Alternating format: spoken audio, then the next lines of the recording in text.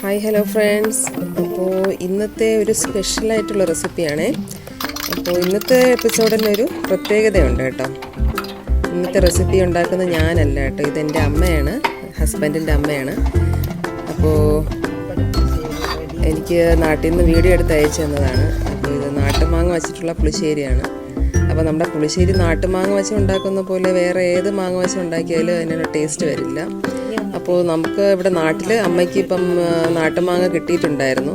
അപ്പോൾ ഇങ്ങനെ പുളിശ്ശേരി ഉണ്ടാക്കാൻ പോകുന്നതെന്ന് അറിഞ്ഞിട്ട് ഞാൻ പറഞ്ഞു അതിൻ്റെ റെസിപ്പി ഒന്ന് വീഡിയോ എടുത്ത് അയച്ചു തരാനായിട്ട് പറഞ്ഞായിരുന്നു. അപ്പോൾ എൻ്റെ ചേച്ചിയുടെ മോനാണ് ഇത് എടുത്ത് അയച്ചു തന്നത്. അപ്പോൾ അവന് ഒരുപാട് നന്ദിയുണ്ട് കേട്ടോ.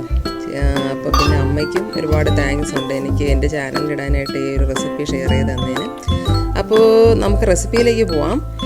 അപ്പോൾ ഇതിലിപ്പോൾ 4 നാട്ടുമാങ്ങ എടുത്തിട്ടുള്ളത്. അപ്പോൾ അത് വന്നിട്ട് അമ്മ വെള്ളത്തിലൊന്ന് ഇട്ട് വേവിച്ചെടുക്കും. അത് മഞ്ഞൾപ്പൊടിയും പിന്നെ മുളക് പൊടി 2 പച്ചമുളക് ഇട്ടൊന്ന് വേവിച്ചെടുക്കണം, കുറച്ച് ഉപ്പും വേവിച്ചെടുത്തതിന് ശേഷം നല്ലോണം തിളപ്പിച്ചെടുക്കുക.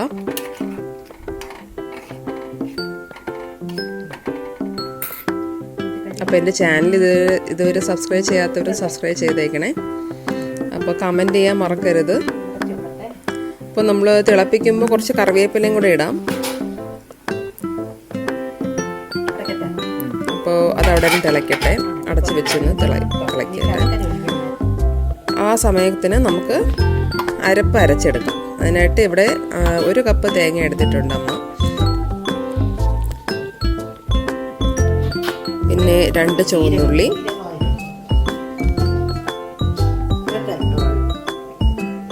കുറച്ച് ജീരകം, 1 ടീസ്പൂൺ ജീരകം മതി കേട്ടോ.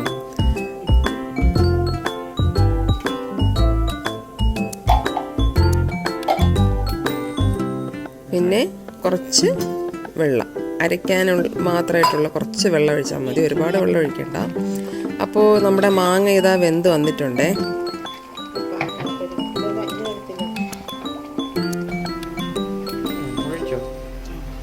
അപ്പോൾ നമുക്ക് ഈ അരപ്പ് അതിലേക്കൊന്ന് ഇട്ട് കൊടുക്കാം.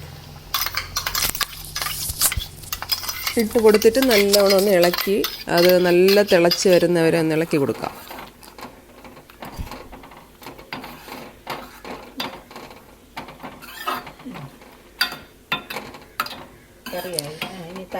അപ്പോൾ ഇതിപ്പോൾ നാട്ടിലമ്മ വെച്ചതാണ്, എന്തായാലും നമുക്ക് ഇതൊന്നും കഴിക്കാൻ പറ്റില്ല, നമ്മളിവിടെയാണല്ലോ, പുറത്തായതുകൊണ്ട് ഇത് കഴിക്കണമെങ്കിൽ നാട്ടിൽ പോയാൽ ഇതൊക്കെ കഴിക്കാൻ പറ്റുള്ളൂ.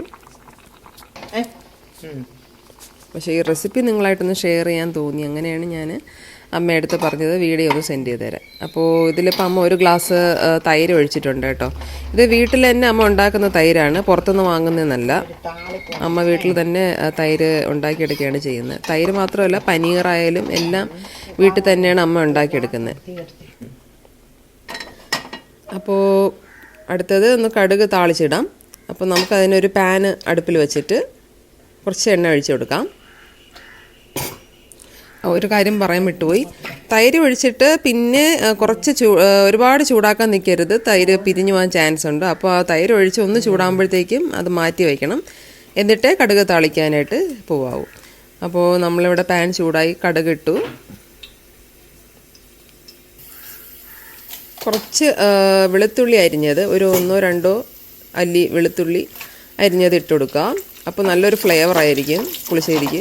പിന്നെ 2 വറ്റൽ മുളക് ഇട്ട് നല്ലോണം ഒന്ന് വറുത്തെടുക്കുക.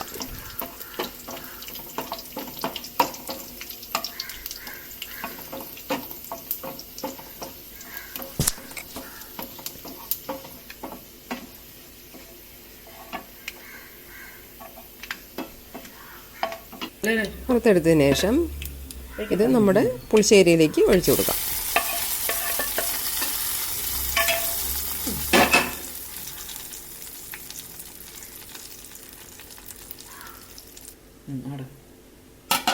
ഒന്ന് അടച്ചു വയ്ക്കാം. തീ ഓഫ് ചെയ്തിട്ടാണ് അടച്ചു വെച്ചേക്കുന്നത് കേട്ടോ. അപ്പോൾ ഒരു 5 മിനിറ്റ് കഴിഞ്ഞ് നമുക്ക് തുറന്ന് നോക്കി ഇതുപോലെ നല്ലവണ്ണം ഇളക്കിയെടുക്കാം. അപ്പോൾ ആ ഒരു കടുവറുത്തതിൻ്റെയൊക്കെ ആ ഒരു മണം അതിലേക്ക് നല്ലവണ്ണം പിടിക്കും കേട്ടോ. നല്ല ടേസ്റ്റാണ്. ഞാൻ നാട്ടിൽ വെച്ച് ഇത് കൂട്ടിയിട്ടുണ്ട്, അമ്മ ഉണ്ടാക്കുന്ന പുളിശ്ശേരി. ഇത് ചോറിൻ്റെ കൂടെ അല്ല, വെറുതെ കഴിക്കാനും നല്ല ടേസ്റ്റാണ്. അപ്പോൾ ഈ റെസിപ്പി എല്ലാവരും ഒന്ന് പരീക്ഷിച്ച് നോക്കാം കേട്ടോ. അപ്പം നമ്മുടെ ചാനൽ ലൈക്ക് ചെയ്യാൻ മറക്കരുത്, കമൻസ് അയയ്ക്കുക. അപ്പോൾ അടുത്ത എപ്പിസോഡായിട്ട് വരുന്നവരെ ബൈ ഫ്രം മഞ്ജു.